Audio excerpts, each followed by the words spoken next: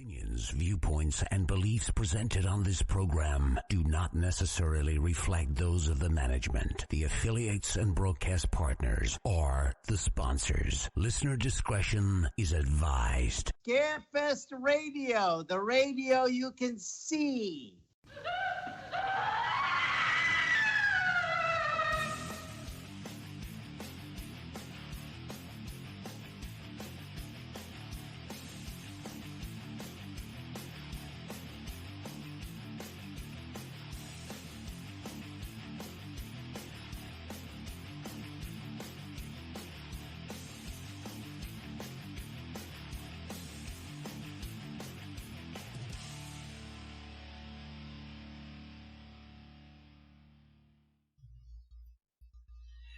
And hello and good evening, everyone. This is Wes Forsyth, and I'm already getting tongue-tied. First of all, the original broadcast date is July 22nd, 2022. And tonight, we are kind of doing a kickoff for some of our paranormal over the next month.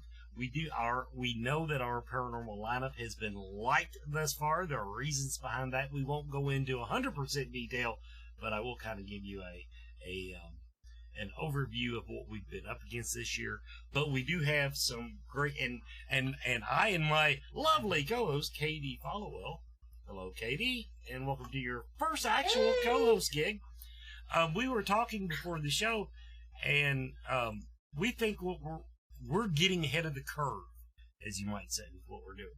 We think this is where the paranormal TV genre, if you will, is going.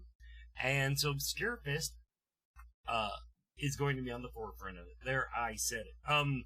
Joe Lowe's will be up at the 45-minute mark with a review of X. I do have celebrity announcements tonight, but they are in our paranormal field, FYI. So if all you horror fans know, I know a dozen names, and guess what? I can't announce them because I didn't get permission, and Brandon did not do me graphics. Now, our guests tonight are the greatest couple in the paranormal. I'm not going to say they're the hardest working. I never actually see them do anything except sit down and light. But they are fun. They are talented, and I've known them almost from, well, I'll put it this way. I've known them as long as I've been doing podcasting, and knew them before I was doing podcasting. And they'd already been in paranormal so long they were bored with it when I got into it. So, okay. It's true. we had to invite other podcasts in to keep it special. Yes. Now, I kind of warned y'all. Some of this would be inside baseball shit. Today, someone asked me, or I asked the Scarefest. I happen to be the one that was on the computer today to answer about, are you bringing in any podcasters? And first of all, on an average year, you cannot walk on that floor without. If you swing your shopping bag, you'll hit a podcaster in the head. Would you agree with that? Oh yeah, yep. Absolutely. Yeah. So that kind of caught me off guard. But here's what's going on, everybody. Of course, we're going to actually spotlight some of our vendor podcasters, people that have bought booths and have set up. Our media this year, I'm going to say 2/3 or 3/4 of our media covering the event are podcasters of the video or audio type. And we are taking our paranormal lineup down the streaming lane, you might say. In other words, we're going to. All the new names in paranormal right now are basically on the streaming network. Discovery Plus sounds good, but it's a streaming network. So, hey, nothing wrong with that, except just recognize reality. So we're getting ahead of the reality, you might say. It's like we're eating mushrooms. And we're going to concentrate on bringing you some of the biggest streaming celebrities that we can get our hands on, and see how that goes. And if it goes well this year, everybody, we will vastly expand this little project. Go ahead and bring up everybody. It's gonna be a weird night. We're just gonna be tossing stuff around. Okay, right now, I love these two, and I barely can keep up with them. Now, Paranormal Sideshow is still your flagship, right? Yes. Yes. Absolutely. And you can find that on Paranormal TV for sure. Paranormal.tv, I should say.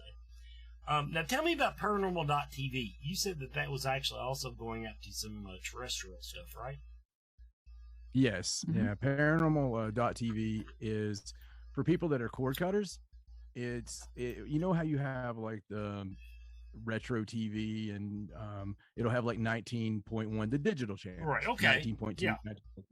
So they have the digital channels. Paranormal.tv is one of those digital channels that's available like in New York and Texas, New Orleans, just 11 or 12 big cities. Yeah, 11 markets. right now, 11 or 12 big markets. Mm-hmm. And it's also on Roku with their streaming app and a couple of places like that. Yeah, and on the other one that's not Roku, Fire TV. Oh, there you go. What it was called. There you go, Paranormal TV. This is why you want us. Hey, I'm wearing the Paranormal TV shirt. We're on every Tuesday night at 8 p.m. Mm-hmm. So we're one of the flagships for them right now. I should probably try to find that on my Roku device. You should. Same. Okay, I got one of those smart TVs, which is much smarter than I am, by the way. A smart TV, Roku Smart TV. And I love it, don't get me wrong. But if you try to use it in conjunction with antenna TV, mm-hmm. it's a freaking nightmare. Because every time you switch back and forth, it can't remove. In other words, it can't just set the antenna channels off to their own self. No, if you watch anything else, then when you log back in, it throws you back to the 3,000 Roku channels, and you're looking for channel 19 news, and so that's just me being bitchy. That's what I am tonight. I am bitchy. Hey man, it's the heat. It is the heat. Yes. It's the heat, yeah. Bring the heat. We're ready for it. So now, as far as I know, the show is a very similar format to what I've seen you do in the past. Tell people what you do on Paranormal Sideshow. Well, we usually start the show off with just some updates on us, like weird stuff, because weird stuff happens to us all the time. So we talk about, what happens to us during the week, what's weird, any kind of weird stories we have. John will usually have a topic, like a list or something kind of like you do, like you just want something you want to talk about that's paranormal related. Sometimes it's conspiracy related. And then the bulk on the end is we do the paranormal news. That's basically my part. I find all the news. I don't tell John what it is. That's my favorite part. And I find anything that's paranormal, weird, just odd, maybe conspiracy, or something we think's going to be a conspiracy, like maybe they're not telling us the whole truth, and we cover all those stories, and John puts his 2 cents in when he hears a story, and he doesn't know what they are, ahead of time. Sometimes he does, but not always. No. Yeah, we've been doing that same format since 2010, and we like it. It's fun. Hey, it's like I said, I've seen you do it. I think you're the masters of it. I think paranormal news, of course, is my favorite part of that equation. Katie, you had some questions for them. Yeah, well, okay, so I was researching you guys, and I saw that you have a fairly new book that came out, I think it's 2019. Mm-hmm. I'm a big reader, so I want to know what should I expect from that book? Well, it's really our journey, and I think everybody has a story of what got them into the paranormal. So, we did as good of a job as we could of capturing everything since 1997, all the way up. The event that got us into it, through all of the failed attempts at documentaries and all of the fun on with teams that we had until we decided to dump all teams. Yeah, we tried to include in there things that we learned along the way, and things that work for us now, and things that we don't think work, and some theories. And then John included a few of the funnier stories of things that happen to us on investigations. Yeah, things like that. I wouldn't we buy try that. to be the. Oh, we'll give you one. So. We will send you one. Oh yeah, absolutely. Everybody needs to buy it, but I'll buy it. Well, so you guys started investigating in '97. I think, was it Ghost Hunters was like the first big network show? Like, what was the shit? Because, see, I started investigating because of Ghost Hunters around 2010, and I can tell a difference in the field from 2010 to when they went off the air the first time. Like, there was a ship. What did you guys see in the late 90s to when Ghost Hunters came out? Oh, nothing. There was hardly any. It was so difficult. You have to understand where we lived at the time. We lived in the Bible Belt. Like, you didn't talk about paranormal stuff. And anytime you wanted, like, we would go to Books A Million. You go to Books A Million or a bookstore now, and they have this huge New Age section, and there's all these ghost hunting books and conspiracy books. But in 1997, you'd go, they'd have this little tiny section, and then people look at you strange if you were standing there. It was that kind of thing. Yeah. And I think we even had to go to another city to find a team. Like, there wasn't a local team. Just to find people that wanted to investigate with us, we had to branch out. Yeah, pretty far. Absolutely. We didn't have an actual team until 2003 or 4. Mm-hmm. And, I did a couple of the acronym teams that will not ever be mentioned. But, when Ghost Hunters hit the air, it was everybody and their brother and their cousin and their mommy and their dog. Everybody was part of a team or had a team. It was amps, ramps, pamps, dance. Oh yeah. Ghost, spirit, grave, something. Just everywhere. And that's fine. That's cool. It don't bother me. I'm not one of those old, this is our field. Yeah. You're not going to gatekeep it. No. And nobody should, but people do. I don't care. It's more the merrier. Normally that just means that there's more places to investigate. I will say that. Yeah, it's nice because more people are willing to let you into their homes. Yeah, there was no talk about it. In 1997, there was no paper booze, and that was like coined that years ago. But like Waverly Hills or any of those that you can actually pay to go to, and it's like playgrounds. 6 hours. Yeah. Yeah. So those were there might have been one or two that welcome paranormal teams, but not really. Back then you just broke in somebody's barn and went at it. I didn't do that. No, for legal reasons, you never would do that. We never did that. That reminds me of when I was dating. It reminds me of last week. How does it remind you? Yeah, there's a story I'd like to hear there, Wes. You break into somebody's barn and you go at it. We need to go to commercial break, everybody. We'll be right back after this brief message from our sponsors. Everyone is talking about CBD oil, and it seems like almost everyone is using it. The research is ongoing, but the apparent health benefits are overwhelming. If you're going to use CBD products, though, what brand should you buy? First, find out where the hemp was grown. Imports are flooding the market. How potent is it? Look for a brand that plainly states its concentration on the label. And look for full spectrum CBD. This means the oil contains CBD and all the other cannabinoids, terpenes, and nutrients that are found in the entire cannabis plant. Look for Blue Leaf CBD oil. Blue Leaf Naturals is a Kentucky proud company. They use only Kentucky-grown hemp, supporting Kentucky farmers and businesses.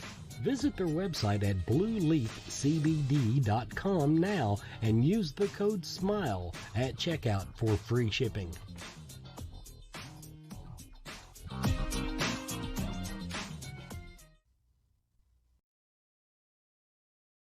And welcome back, everybody, to Scarapest TV. Our guests tonight are John and Stacey Edwards of Paranormal Sideshow. Now, Katie gave me a good lead-in. Okay, we've established you all been around as long as Ghost had, practically. Now, You mentioned that, there were no teams, and then teams started. Ghost Hunters made all that. Then everybody had a team. Now, as far as we'll keep it grassroots here. Because still everybody I know is on a paranormal team. Yeah. What are your observations of the evolution of the field as far as people that are out there actually stomping around in the dark? We're not talking about TV. We're talking about the actual, we'll call it research. Mm-hmm. Okay, so, wow.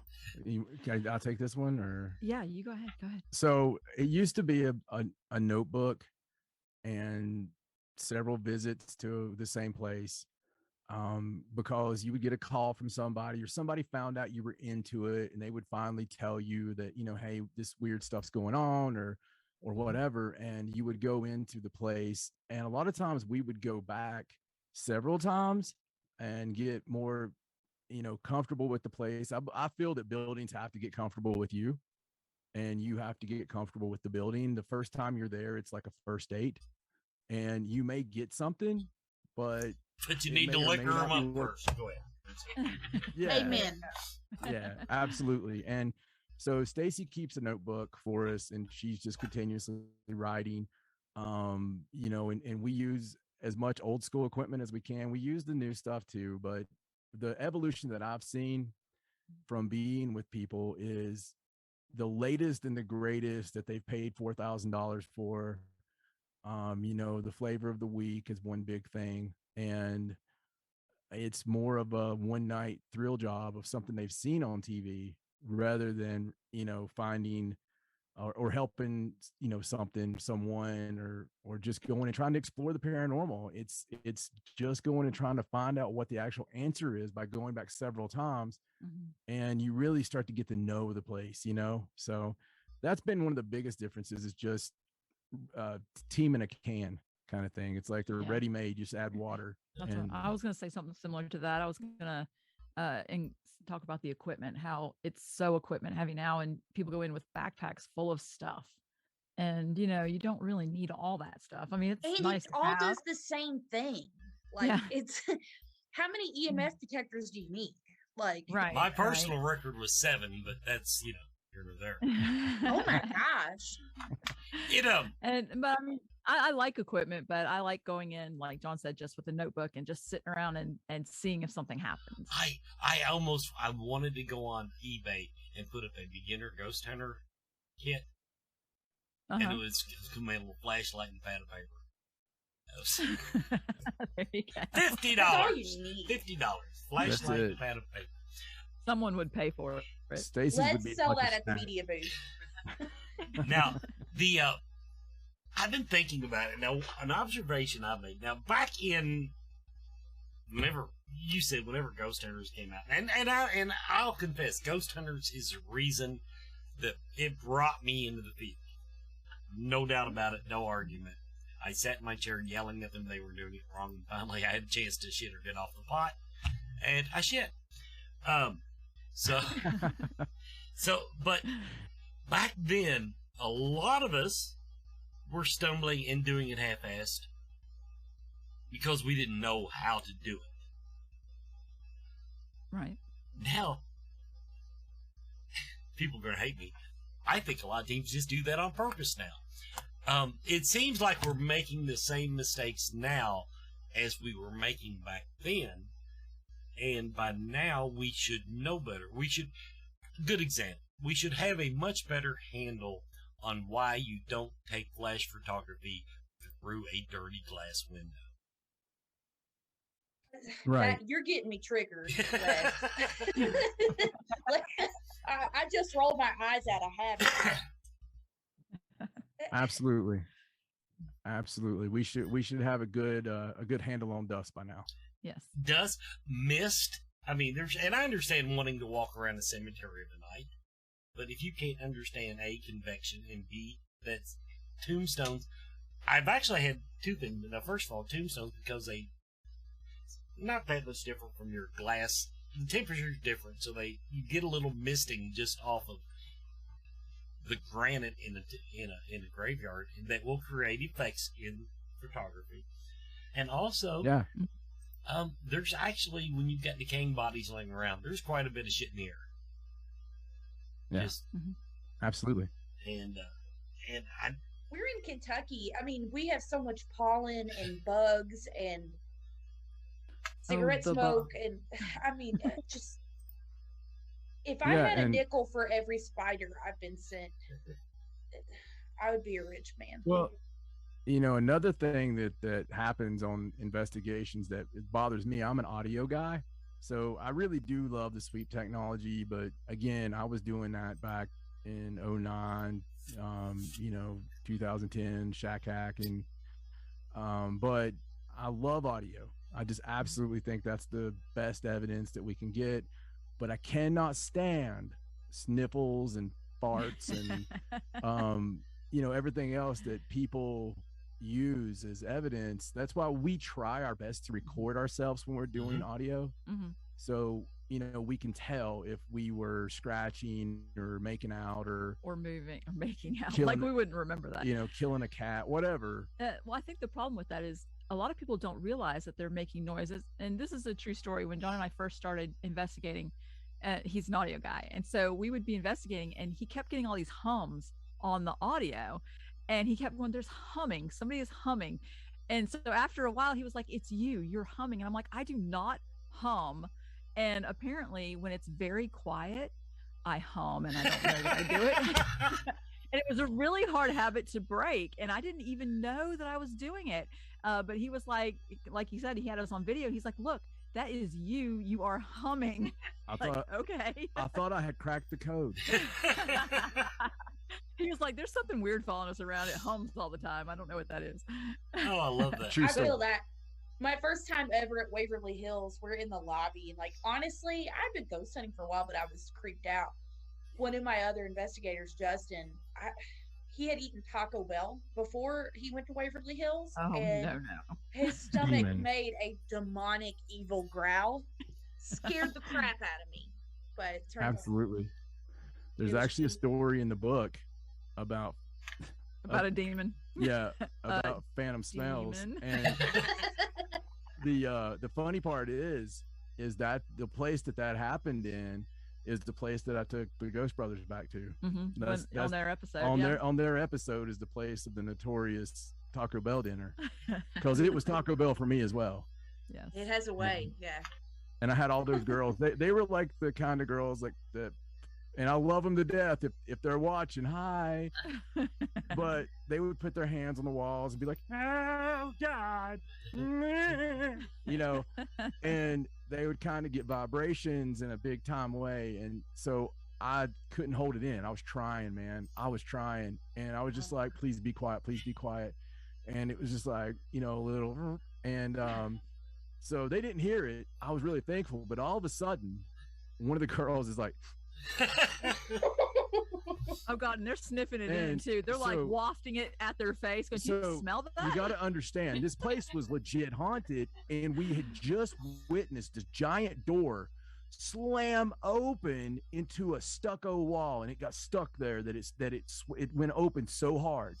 And so we're in this gymnasium. That's where we're researching it, and I kind of like dropped the bomb, and I'm standing right behind them. They both kind of look at each other and they smell it, and I was like, oh my God, it's demonic. And yeah, that was sulfur. So the beautiful thing is they didn't know about that until 2019 if they read the book. Now, I don't have a personal story about that. I think Chris Dedman told me this, bringing up Waverly Hills. Of course, okay. For some reason, they decided to build Waverly Hills like on the face of the sun. So it's 10 degrees hotter in there than it is outside. Well, so what do you naturally do if you've been there before and you know it's going to be a hot night? He took the whole gang out for ice cream. And he and he said that all the EVPs were coming back growling. And it took him a little while to figure it out, but he said, no, we figured it out pretty quick. And yeah, but he said it was useless that night because they couldn't trust anything they got audio wise. And he said, so I learned that lesson. So. Ooh. Oh yeah. Absolutely. Well, Have you guys noticed a difference in locations since Ghost Hunters and all these shows have come out? Like, I know I have. What have you guys experienced? So again, something in my book, a theory from years ago, and that was the paper booth theory, was these places such as Waverly, right? So the first time I went to Waverly was as soon as I could after Ghost Hunters went there, like as soon as I could. So I don't know what the exact year was, but it was something. And 05, 06-ish. Yeah, right after, like that next year, right? So that after it came out, and it was haunted.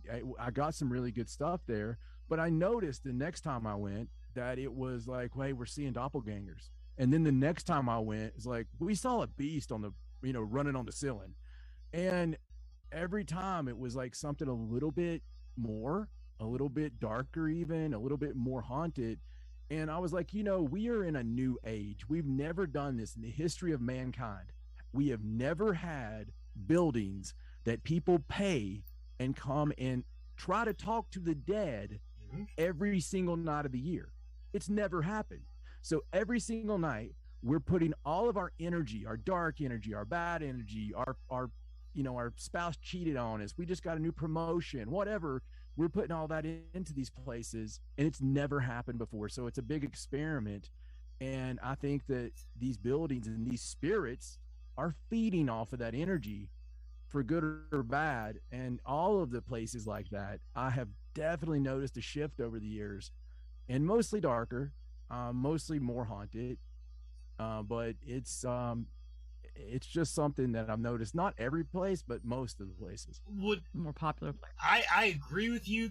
And it all goes back to, well, we're stomping around in the dark going, hey, scratch me, do something. So I've kind of come into the conclusion some of the activity probably has gotten darker, but I think it's greatly because we've asked for it. And now whether that thins the veil or we're just congregating them, I actually think we're mostly just congregating them. I'm a firm believer in the tourist ghost. You brought up the thing at Waverly Hills. That's called the creeper, I believe they call it. And so I went in there doing my spiritual warrior shit and talking to my spirit guides, and anybody that wanted to cross over, I was trying to help them. But before we left, I said, okay. And I have not seen the creeper, but it's been reported enough. I do believe it's in there. And so I asked my spirit guides about the creeper. And basically the message came back that that's Bob, easier for the tourist. In other words, it's just, it's bullshit. So, yeah, some type of entity has figured out how to do that. And he likes the attention. That's what I got. Now, everybody, as I called it, that's metaphysical bullshit. You can believe it or not, but that's my go-to stance on that. Everybody, we're at the 9:30 mark. Let's go ahead. We're going to do our commercial break. We're going to come back, and we're going to do a couple of announcements and give you some reminders and just do a little business.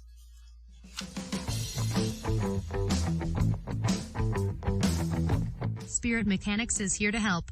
Their background includes many different specialties across the metaphysical spectrum, including alchemy, shamanism, Celtic witchcraft, angelic magic, astral travel, and more. With over 30 years combined experience in the group, you can be confident in their ability to help. If there is a question you have that you cannot answer, they will do their best to assist you. Metaphysics can be intimidating, confusing, and unfortunately, abused. Spirit Mechanics takes pride in being selfless in the pursuit of helping others, being humble and honest with their clients about their questions, and lastly, maintaining a professional and personable atmosphere.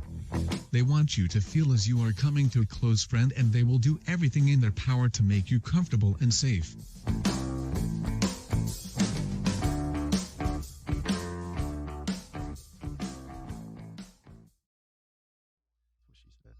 And if you're a little slow on the uptake, John Edwards and Stacey Edwards, Paranormal Sideshow, will be appearing at the Scarefest this year.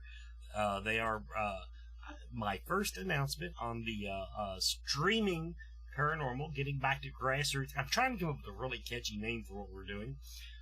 But anyway, Paranormal Sideshow, John Edwards, Stacey Edwards, Google Paranormal Sideshow, or just go to Paranormal TV, however you want to do it. Exploration Unknown. These people were brought, there's 3 of them, they were brought to my attention by, I believe it was Marianne Farley. But anyway, looked him up on YouTube. Big following, like, how do I keep finding people that are so much more popular than me? But I liked what I saw. I liked their numbers. I liked what they saw. I liked the work they were doing. They're out there. They're doing the real locations. Exploration Unknown, and I've been in touch with them. I have a email commitment from them. They're doing the contract, so I'm went ahead. I jumped the gun a little bit, but I've got like the guy saying, heck yeah, he loved the banner, so that was good enough for me. So I also want to give a shout out to one of our sponsoring vendors, Zombie Cow. Zombie Cow. Now, I went to the website, zombiecow.com. I don't see anything on sale. They mostly do their sales at conventions like ours, but they got some really neat stuff. You can go to the project gallery and see some examples. But they've been with Scarefest several years now, so apparently they like us. Zombie Cow, the zombiecow.com, to find them. And of course, Shane Blythe from Blythe Paranormal Productions. Paranormalhighways.net is actually their website. Easier to find them on Facebook, to be honest. They got some evidence posted on their website. But he's gotten into where he goes out, and if you have a paranormal team, he will come and film you. He will put together cover your investigation. Doesn't have to be part of it, but he's got the passion. He's still got the fire in his belly. So look him up. Look at what some of the stuff they've done. He's got some examples on his website, paranormalhighways.net. But want to thank him. They've been a long-time supporter of the Scarefest. Scarefest staff members. Enrollment for Scarefest staff, I don't know how much longer we'll keep that open. I think our numbers are looking pretty good. But if you're in the staff and you are watching tonight's show, don't forget, excuse me, we have a real-world in-person meeting Sunday. And if you didn't know anything about it, then you probably haven't dotted your I's across your T's and joined the right group and got on the email list. And I blame that directly on you. But follow up on that if you haven't got the information for Sunday's meeting. And if you cannot come, please get in touch with your team lead and let them know so that they can make arrangements for you to get the information. Allegedly, we're going to at least Zoom part of it into the staff group, but we'll see how that goes. Scarefest Horror Film Festival, 85, 88 entries, I forget. We're up there. We've still got a month to go. So if you're pushing your production, if you got something that's almost ready, you've got about 30 days, and then it will, you have to wait a year or whatever. But yeah, Scarefest Horror Film Festival, we started doing some of the planning stages of it last night. Now, for the audience, that will basically run all convention hours. So if you want to go over and sit in the air-conditioned movie theater with the nice comfortable seats instead of standing all day, you can go over to Lex Live, Theater 1. That's where the film festival will be showing. But we feature shorts. So really, I finally came across a couple of really good feature films. So in doing the movie reviews, a lot of great shorts. But finally I found some better than Sci-Fi Channel quality. So that tells you something.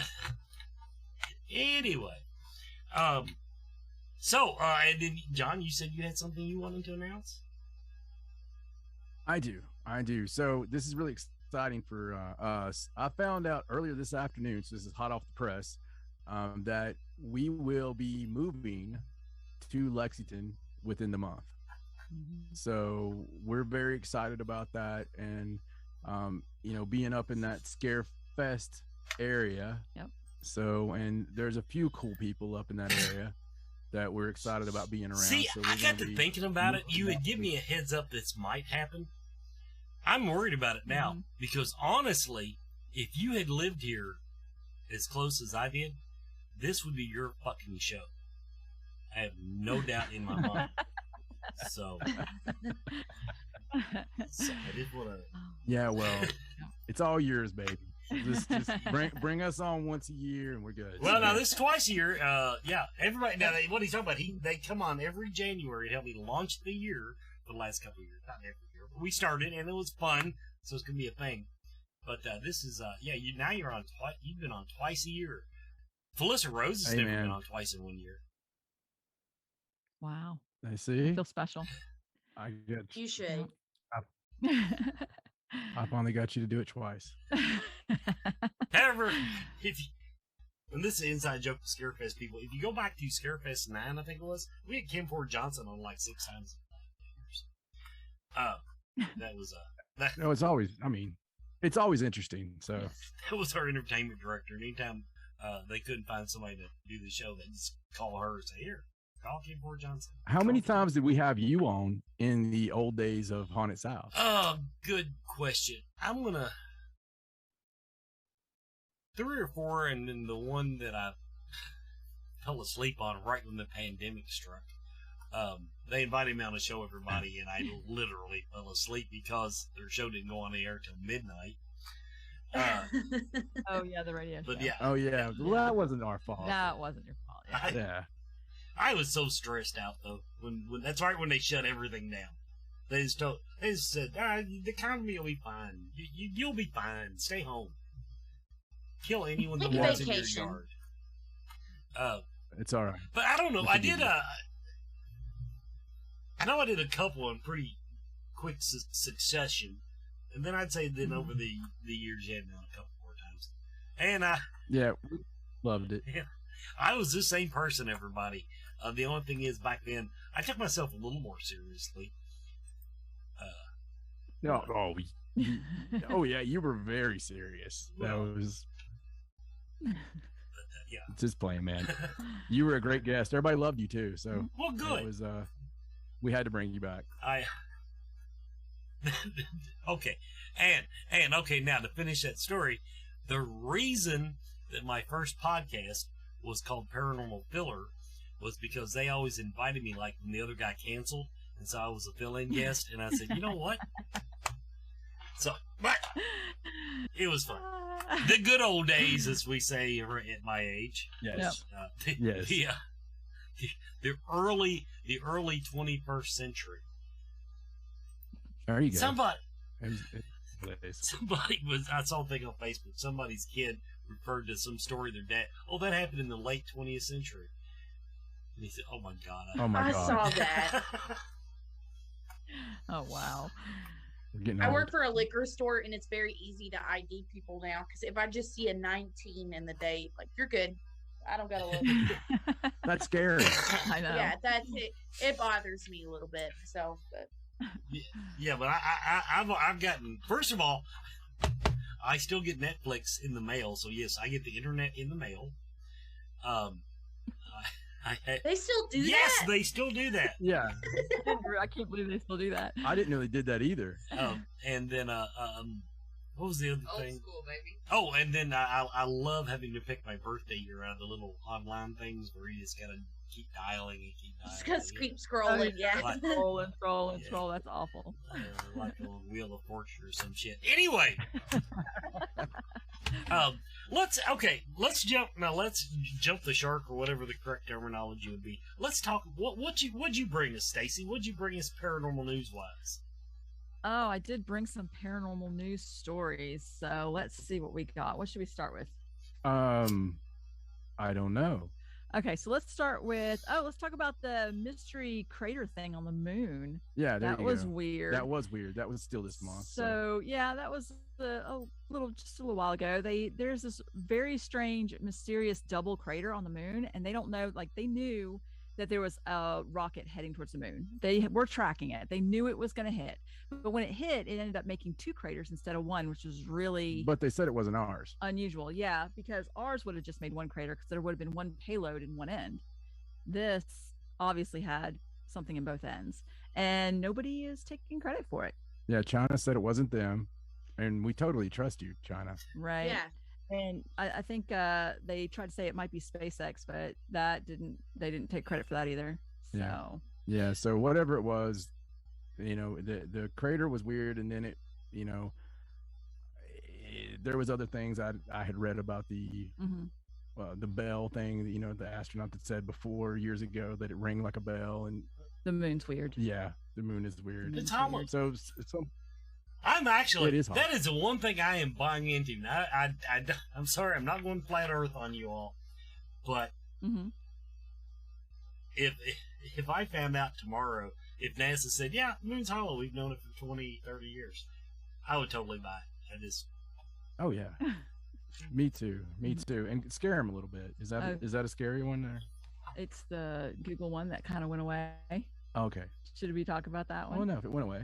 No. Like they're suppressing the story. Oh, well, then tell them, dear. Tell them. I don't know if you all heard about this, but apparently someone from Google came out, and there was even on Tucker Carlson, and talked about how they have a sentient AI that could possibly escape and do bad things. And then that guy was immediately put on administrative leave, and you don't hear the story anywhere. Do bad things how? I'm not sure, but the software expert that was working on it, he was testing it to see, its capabilities, claimed that it was roughly like the intelligence of a 7 or 8 year old kid, and that he believed that it was sentient. And he went to his higher ups at Google and was like, I think that we should do more experimentation on this because I feel like it's some kind of language model. And they didn't believe him. They said, no, language models just seem very real. We don't think that it's sentient. And by the way, you're on administrative leave. I saw that, and I read the reports, and it was eerie. It was, because you can find the transcripts online, and some of the stuff that it said was really, I don't know. I don't know. I would question it myself. It was uncomfortable. It's only a matter of time. I mean, they're trying their best to do it. Probably smarter than 2/3 of the people that I interact with every goddamn day. So, yeah, probably. Yeah, second that. After the events of the last 2 to 3 years, I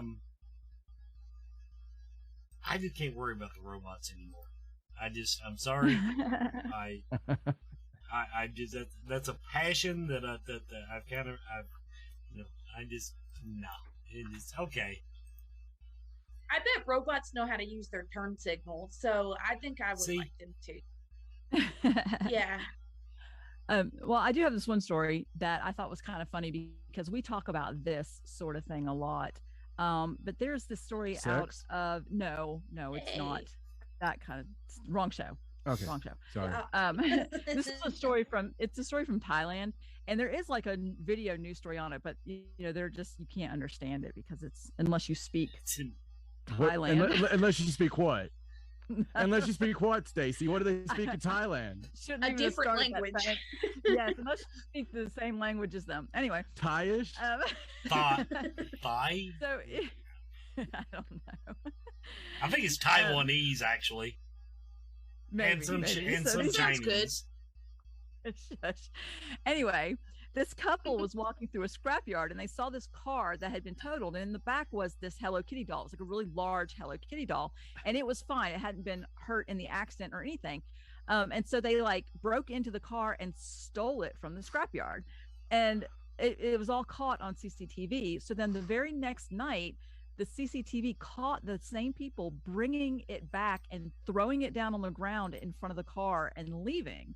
So the people were identified and questioned about what was going on. And one of the thieves, the woman, said that the night that they stole that Hello Kitty doll, they saw a shadow of a little girl in their bedroom, and then something was choking her, and they immediately knew that it was that, like, somebody died in that car accident.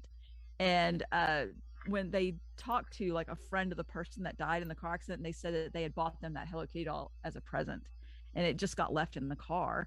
And when these people stole it, then all of a sudden they were haunted. Dude, wait a second. And had to return. Wait a second. So what would be the motive of the person who died in the car wreck to, I'm going to choke this person because they took my Hello Kitty doll? What if the Hello Kitty doll was already haunted and caused the car wreck? Maybe. I mean, I don't know. It might be a really bad, like, Hello Kitty or whatever they called it. But it's one of those stories, you hear about it all the time. You don't take things that are haunted. I guess they didn't know it was haunted, but don't take things from like haunted locations and like rocks and Never. that stuff always has to get sent back. You ever done that? No. Take a Wait. pebble? I might have stolen a flashlight out of Waverly Hills. It was an expensive flashlight, okay? I was like, it needs to come home with me. I'm too cheap to buy this. Well, if that wasn't actually part of the building, though, you're probably safe. Yeah, it disappears a lot. Oh no, I have not taken anything. That I will say, not post town. The one out in Iowa, the elementary school out in Iowa. Shit, I forget. Anyway, the caretaker, they had to replace a chunk of floor, and he took all the floor and cut it into little bits. And somewhere in my house there is a keychain made from a haunted building. Wow. And yeah, I have to keep old Hansy McGee over here from picking up dirt. And I do have one piece of a wall from Fort Knox in Maine, not like big Fort Knox, the Fort Knox that's in Maine that's haunted. It's like a haunted fort. We used to visit there when we lived in Maine, and I did take a piece of that, and then it got mixed in with a bunch of other stuff, and I don't actually remember where it is. So it's here in my house somewhere. It'll appear with a bunch tonight. of my stuff. And I'm fairly sure I brought sciatica home from Waverly Hills. Anyway, okay, final commercial break, and we're going to throw in that bonehead weekly movie review of X that I'm not even sure I've ever heard of, but look it up on Google. Do Google X movie, and I'm sure something good will come up. We'll be right back. Horror. Movie. Fans. For. Life. On Facebook. Find us.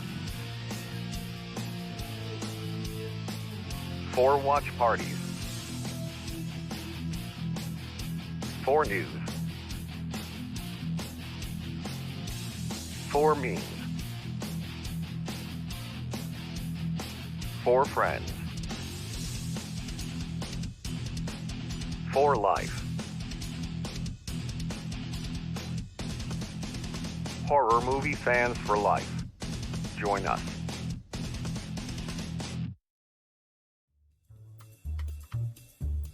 Hey, out there in horror land is another Scarefest review with Joe Lewis from Bonehead Weekly. And this week, we're going to talk about another gift that COVID has given me to be able to sit at home and finally get to watch a movie that I wanted to catch on the big screen and didn't get to, Ty West's X. If you don't know who Ty West is, that's okay. I understand, but you should know who he is. He directed some of my favorite horror films, independent horror films in the last few years. The Sacrament, The Innkeepers, which I can't recommend enough, House of the Devil, a few other things that are pretty good, The Roost, but in a lot of television.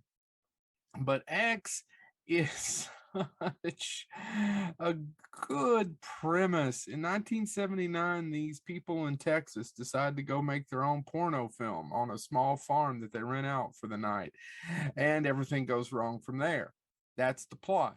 And I saw the trailer for it and had to see it. It's got Mia Goth in it, Jenna Ortega, Brittany Snow. I didn't know who Brittany Snow was either. A few other folks, but I had to see it. And it's okay. I recommend his other movies. Basically, this guy owns a strip club.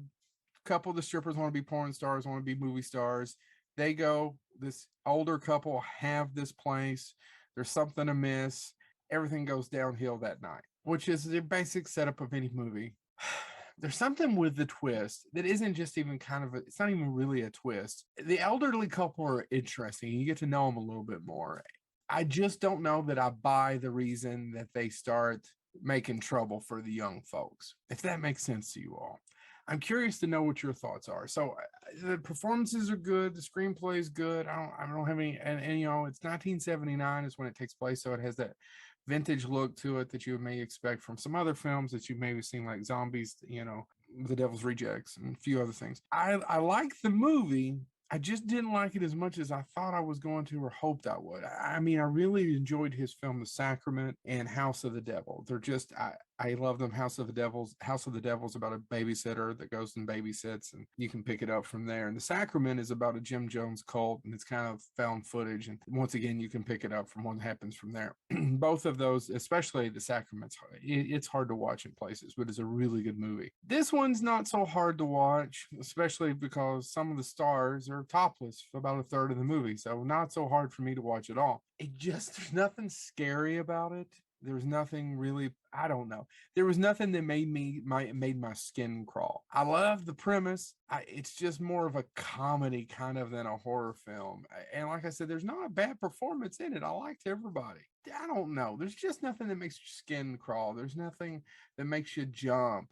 There's nothing that's like, oh my God, I can't believe they did that. There's just not that scene. It doesn't exist in this movie, but it's not a bad movie. And you have to understand the perspective of what time it was. People literally could go out for a weekend at that time, shoot a porno. VHS was about to blow up and make $1 million. You could do that. It just existed that time. There wasn't YouPorn or Pornhub or all these other things. That people did this all the time. It just, I don't know. There's something, I wish it kind of wasn't a horror film, to be honest about it. There's a good scene in it with some alligators, but yeah, and there's a lot of throwbacks to a lot of movies like Eaten Alive and Texas Chainsaw and several others. But so should you watch X? It's at Redbox and you can watch it streaming. You have to pay for it, but yeah, I recommend it. I enjoyed it. I just wished it was just slightly edgier or something. I don't know. Anyway, Ty West can do no wrong in my mind. At least it was an interesting movie. Check out this if you love horror films. Check out The Sacrament. Check out House of the Devil. Then check this one out too. It's just not quite. This has been Joe Lewis of Bonehead Weekly.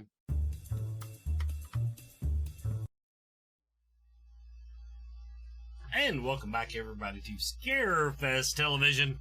Okay, we're in the last few minutes of the show here. I do want, okay, this was in the chat room, so you all get a shout out from Hellblazer22. Thanks to the Paranormal Sideshow for their awesome podcast. I'm celebrating my 3rd year anniversary of being suicidal free. So, all right. That's freaking cool. That's cool. Very cool. Okay, well, what do you all do different than me? I mean, I expect my audience to have the exact opposite effect. You know, Oh man! Oh, come on now. No, we're very similar. So we're very tongue-in-cheek, sarcastic, but at the same time we care a whole lot, probably too much. Right. And we get really bent out of shape about people being prima donnas and pretentious and all those good things. Well, that can lead us to the next part of our show. Great segue. You've learned well, Padawan. He's a segue master. Professional. I don't want to overstate this, and because I am emotionally involved, you might say, I guess maybe I'm taking it a little too far to heart. So I'm not going to badmouth the paranormal TV industry. I'm just going to say that here's this backstory, everybody. Not just not the backstory. It's something that happened. We literally, okay, we're booked, okay, at Scarefest. We're overbooked. We've got more celebrities than we've ever had. We're running out of hotel rooms. We're having to rearrange the floor to make booth space. So we've had to quit reaching out to celebrities, horror celebrities. We've got some that are still in the pipeline. We've got the contracts out. We're waiting, and we got 2 more headliners that we've reached out to early. If they come back, we're screwed. There's not a convention big enough in the country to handle it. Anyway, but we had one of our vendors contacted us and said he had 2 celebrities that he worked with on a project, and he would fly them in, get them a hotel room, and we weren't out a penny if we would just give them a booth. Okay, that was it. And these are A-list celebrities, not headliners, but A-list celebrities. Right. And the celebrity, one of them actually said, when they were talking to him about it, that shows it. We want to go so bad. That show is so hard to get into. Okay, now start there. In other words, we've got horror people that are just begging to come.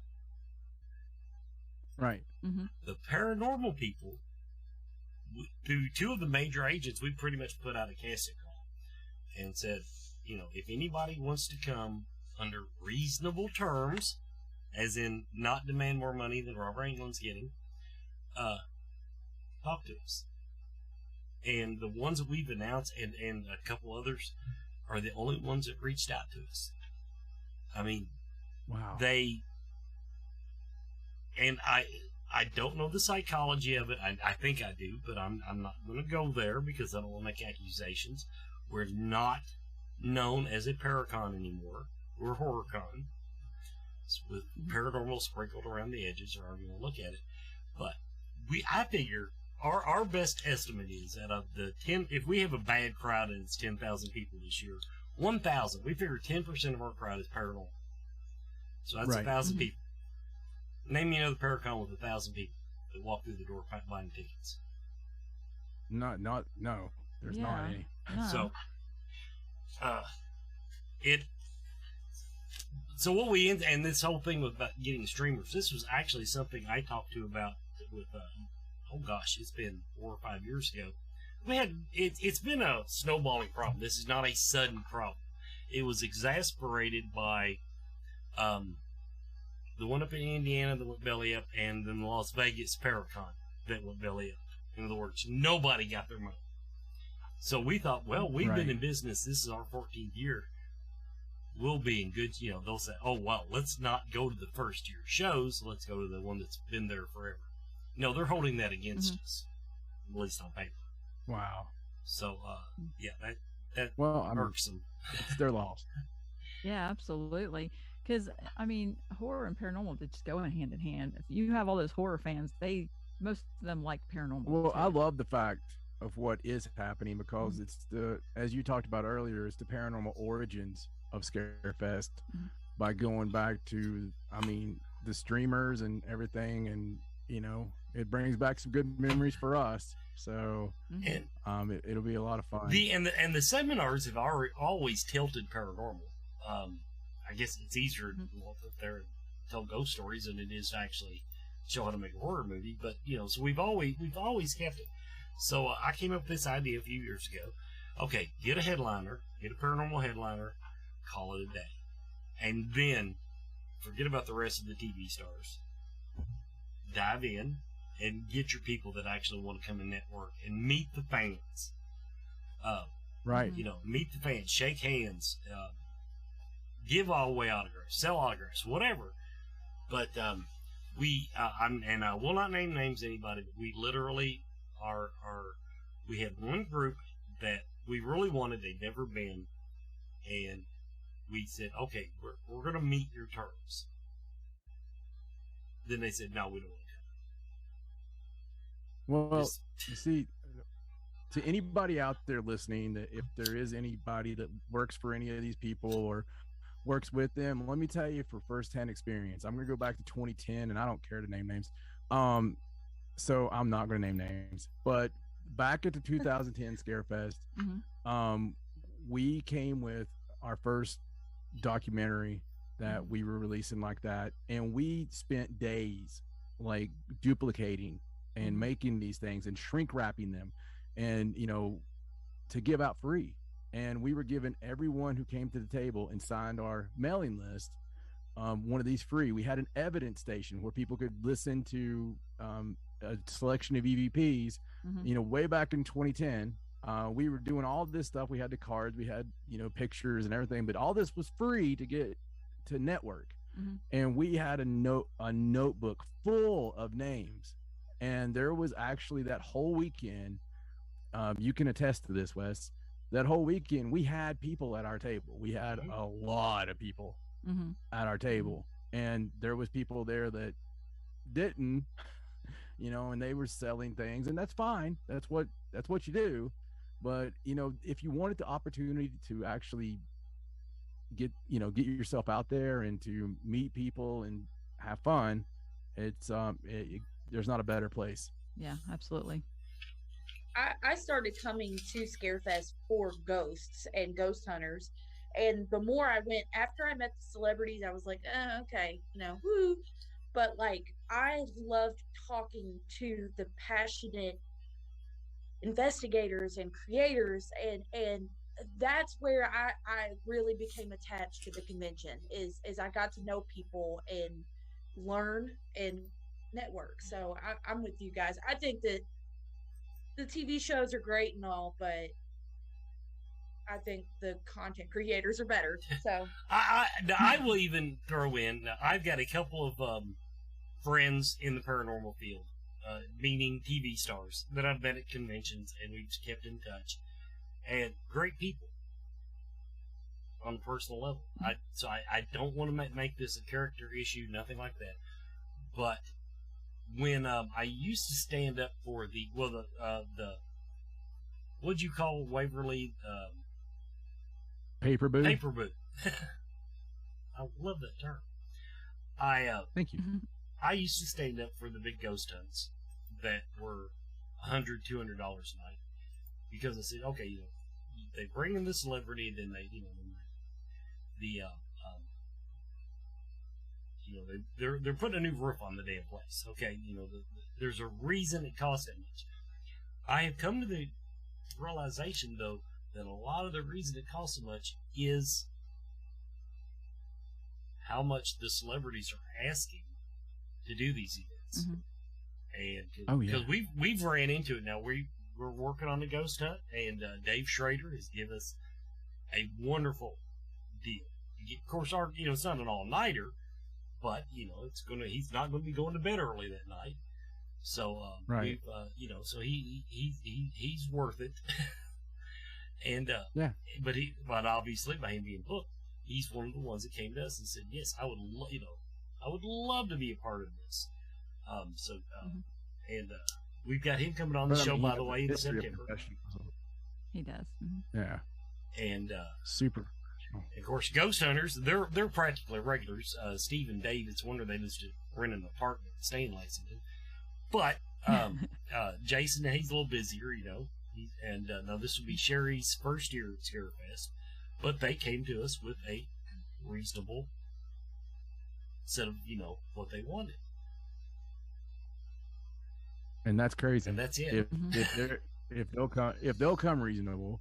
Yeah, anybody should be able to. Yeah, because as you put it out earlier, they're the reasons for all this. So for real, Steve and Dave, I got tickled at one of their panels one year because they were like, even if they don't invite us back, we're still probably just going to come attend the convention and just come here and hang out.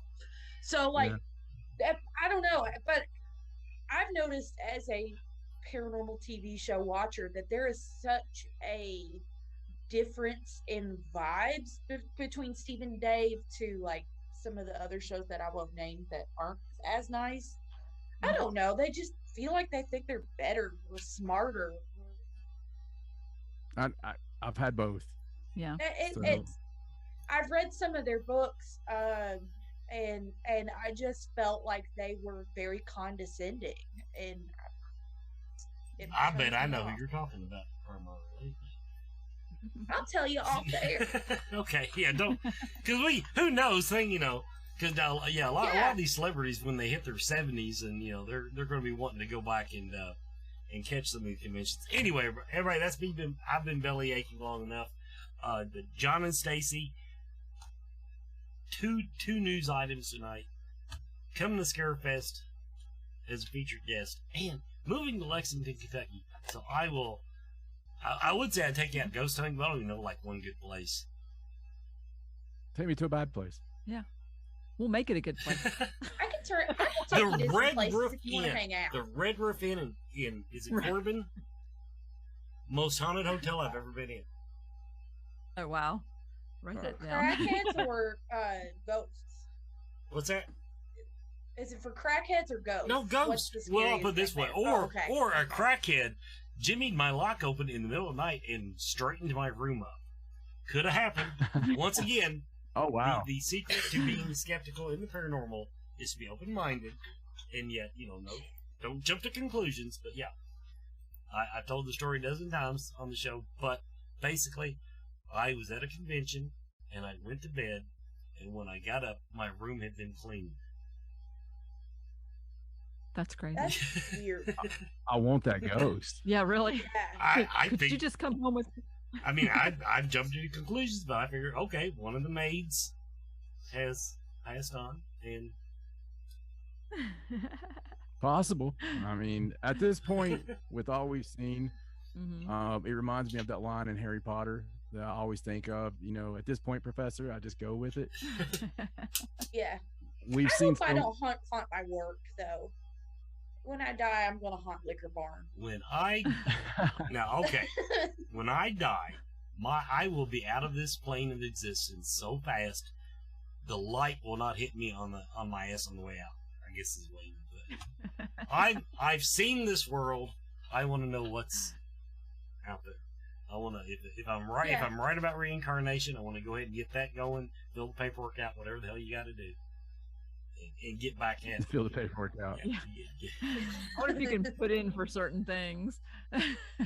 Yeah. Yeah. Yeah. That's Eventually. no. I'm totally going to haunt places. Yeah, I'm hoping to get out of middle management one of these lifetimes. So, everybody, we'll be back. I won't be back next week. I will be at Smoky Mountain Fan Fest. So if you're down in that territory, you're looking for something to do next weekend, Smoky Mountain Fan Fest, fun little convention right in the heart of Gatlinburg, Tennessee. Wear comfortable shoes. And that's not like us where you're in your feet all day. That's because every hotel in the damn town is up a freaking mountain. Yes.